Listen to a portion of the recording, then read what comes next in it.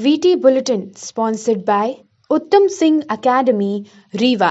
नमस्कार, विंध्या टाइम्स में आपका स्वागत है और आपके साथ मैं श्रेया हाजिर हैं आज की बुलेटिन की खबरों के साथ। पहली खबर की बात करते हैं। रीवा के कृष्णा राज कपूर ऑडिटोरियम में चित्रंगन अंतर्राष्ट्रीय फिल्म एवं नाट्य महोत्सव का तीसरा दिन रहा, जिसमें एक्टर, संगीतकार, थिएटर आर्टिस्ट पीयूष मिश्रा पहुंचे। कार्यक्रम के तीसरे दिन आज पीयूष मिश्रा द्वारा लिखा गया नाटक गगन द मामा बाजियों का मंचन किया गया। इसके पहले पीयूष मिश्रा द्वारा मास्टर क्लास ली गई, जिसमें उन्होंने थिएटर के साथ साथ अपने करियर से संबंधित तमाम जानकारियां दी, अपनी लिखी हुई कविताओं के बारे में बताया, साथ ही वहां मौजूद लोगों के सवालों का भी जवाब दिया। पीयूष मिश्रा ने पत्रकारों से चर्चा करते हुए थिएटर की वर्तमान स्थिति, बॉलीवुड के अलग अलग सवालों के भी जवाब दिए। वहीं कलाकारों की वर्तमान स्थिति को लेकर भी पीयूष मिश्रा ने अपना पक्ष रखा। आपको बता दें कि चित्रांगन फिल्म और थिएटर फेस्टिवल का आयोजन रीवा में किया गया है, जहां बहुत सी लघु फिल्में, डॉक्यूमेंट्री और नाटक की प्रस्तुति की गई। भारतीय राष्ट्रीय छात्र संगठन के प्रदेश आह्वान पर NSUI TRS अध्यक्ष पंकज उपाध्याय के नेतृत्व में रीवा के कॉलेज चौराहा में मध्य प्रदेश के मुख्यमंत्री शिवराज सिंह चौहान का पुतला दहन किया गया।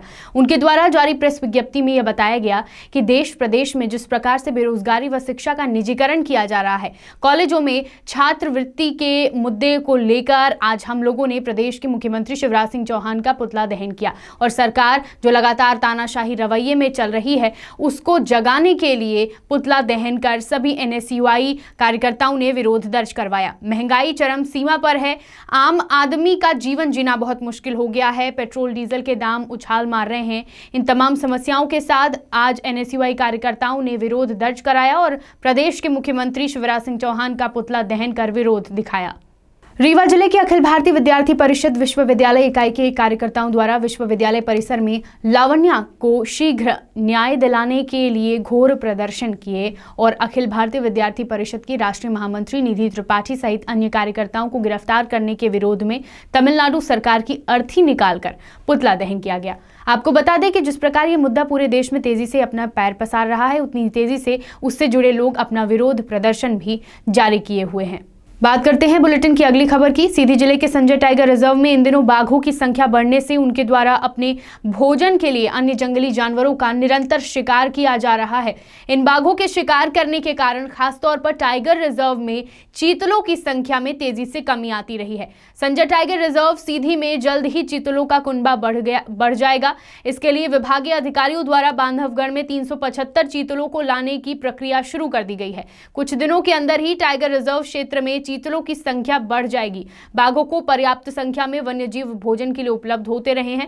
इसके लिए छोटे वन्यजीवों को यहां पर्याप्त संख्या में रखने की व्यवस्था बनाई जाती है। पूर्व में भी संजय टाइगर रिजर्व क्षेत्र में समय समय पर बाहर से चीतलों को लाकर छोड़ा जाता है, जिससे बाघों को अपना शिकार आसानी से उपलब्ध होता रहे। विभागीय अधिकारियों द्वारा इस बात को लेकर विशेष व्यवस्थाएं बनाई जाती हैं कि यहां मौजूद बाघों को पर्याप्त मात्रा में भोजन की उपलब्धता शिकार के माध्यम से होती रहे। उमरिया जिले के नौरोजाबाद में एक अजीब जंगली जानवर देखने को मिला, जिसको देखने के बाद नगर में हड़कंप सा मच गया।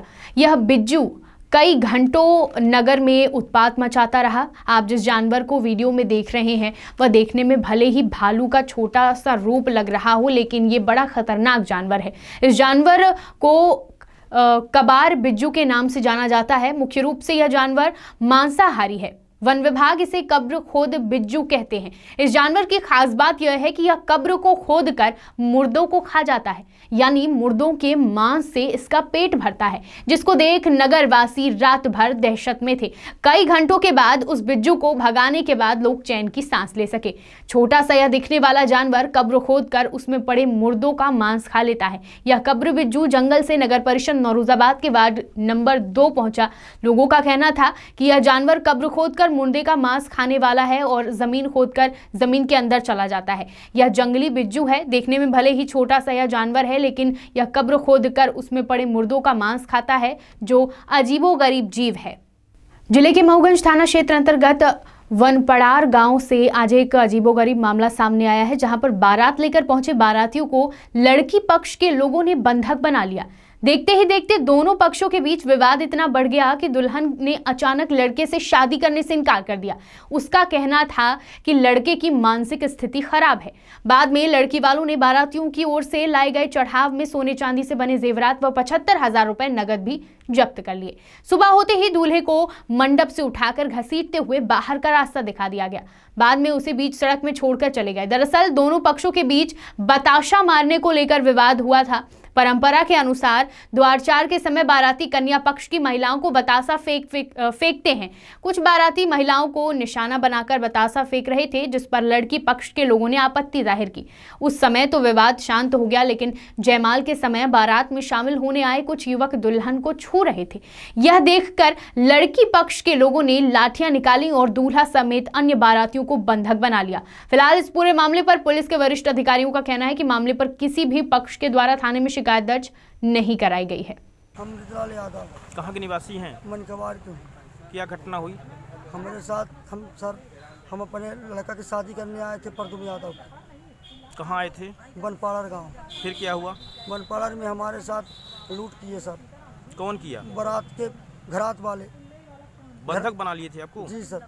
कब छूटे हैं आप? हम सुबह छूटे हैं सर, 8-9 बजे। कितना पैसा ले लिया आपसे? हमसे 75,000 साल ले लिए। और क्या ले गए? सोन चांदी हमारे जेवरात पान थान ले गए। अभी तक पुलिस ने क्या कार्रवाई किया? पुलिस कुछ नहीं कार्रवाई कर रही सर। रिपोर्ट कर दिए हैं आप? रिपोर्ट हम करने आए थे, हम अर्जी भर दिए हैं सर। अर्जी में हमको पावती नहीं मिल रही है सर। सरकार चाहे कितनी भी योजनाएं हितग्राहियों के लिए बना ले, पर जमीनी हकीकत कुछ और ही समझ आती है। कई हितग्राहियों के पीएम आवास योजना की राशि का इंजीनियर और एसडीओ की मिलीभगत से लाखों रुपए का बंदरबाट कर लिया जाता है, जिसकी शिकायत जनपद बुढ़ार से लेकर जिला कलेक्टर तक की गई। प्रधानमंत्री का सपना हर गरीब को आवास योजना का लाभ दिलाने का था, पर जिले में बैठे कुछ अधिकारी और भ्रष्ट पंचायत सचिव के कारण पीएम आवास की राशि का बंदरबाट कर लिया जाता है। हितग्राही शिकायत लेकर दर दर की ठोकरें खाते हैं। आज से कुछ दिन पहले ही पीएम आवास मामले को उठाया गया, पर जांच कचड़े के डिब्बे में चली गई। इतना ही नहीं, इसके द्वारा मरे हुए व्यक्ति के नाम से आया हुआ आवास की राशि का भी बंदरबाट कर लिया गया, जिसमें चौकी केसवाही में शिकायत के बाद मामला दर्ज कर लिया गया है और रोजगार सचिव को जेल भेजा गया। दिनांक 17 फरवरी 2022 को हमारी चौकी केसवाही है, थाना बुढ़ार अंतर्गत। वहां पर एक फरियादी है संतोष द्विवेदी, पिता स्वर्गीय राम शोभित द्विवेदी, 45 साल, ग्राम देवरी के रहने वाले हैं। उनने थाने में ये शिकायत करी कि उनका बच्चा है सत्येंद्र द्विवेदी, पिता संतोष द्विवेदी, उसके नाम से प्रधानमंत्री योजना के आवास योजना के अंतर्गत 1,46,000 रुपए की राशि स्वीकृत हुई थी। उस राशि पर से प्रधानमंत्री आवास योजना के तहत मकान बनाना चाहिए था, परंतु वहां के सचिव अजय त्रिपाठी, जो देवरी पंचायत के सचिव हैं, उन्होंने इस राशि को छल पूर्वक पूरा पैसा हड़प लिया। इस पर से थाना बुढ़ार चौकी अंतर्गत केसवाही में अपराध क्रमांक 124/22 धारा 409 420 का पंजीबद्ध किया गया और इसमें इस पंचायत के सचिव अजय त्रिपाठी को गिरफ्तार किया गया और इसके पास से आरोपी के कब्जे से खरीदी गई अल्टो कार इसी राशि से जो उसने खरीदी थी और घटना में प्रयुक्त कंप्यूटर, मॉनिटर, सीपीयू आदि जब्त किया गया है। आरोपी को गिरफ्तार किया गया है, आरोपी को माननीय न्यायालय पेश किया गया है। इस प्रकरण में अनुसंधान चौकी केसवाही के द्वारा सब इंस्पेक्टर सुंदरलाल तिवारी और उनकी टीम के द्वारा किया जा रहा है और माननीय न्यायालय में इसका चालान प्रस्तुत किया जाएगा। क्या नाम है आपका और कौन से गांव से हैं? ये देवरी बड़ी, मेरा संतोष प्रसाद द्विवेदी। अच्छा, ये बताइए आपका मकान क्यों नहीं बना? आपका आवास आया था तो ये पैसा निकाल लिया गया सर। किसके द्वारा निकाल लिया गया? अजय त्रिपाठी ने। कौन है अजय त्रिपाठी? ये यहाँ का देवरी पंचायत का सचिव है, रोजगार सहायक जी। अच्छा, ये बताइए पैसा आपको कब मिली जानकारी कि पैसा निकल गया? हमारा पैसा जब निकल चुका तब हमको ऐसे लोग बाग बताए गांव वाले कि आपका पैसा तो निकाल लिया गया, आपका मकान अब कहाँ से बनेगा। मकान आपका आया था जी, पर मकान नहीं दिया? नहीं दिया गया मकान हमारा। पैसा कैसे आपके दूसरे खाते में डाल दिया गया कि? जी, दूसरे खाते से पता चला कि दूसरे खाते से पैसा निकाल लिया गया है। पैसा निकाल लिया। ये किसके द्वारा निकाला गया? ये अजय त्रिपाठी। क्या नाम बताया था अपना? मेरा संतोष प्रसाद द्विवेदी, देवरी बड़ी। पूरी पंचायत सचिव के ऊपर आरोप लगे हैं कि वो पीएम आवास का कुछ पैसा का आहरण किया है लोगों, कई लोगों का। उस पर मुकदमा भी कायम हो गया। क्या है पूरा मामला, किस तरह कार्रवाई? हाँ, ग्राम पंचायत देवरी का सचिव के प्रभार में है ग्राम रोजगार सहायक अजय त्रिपाठी।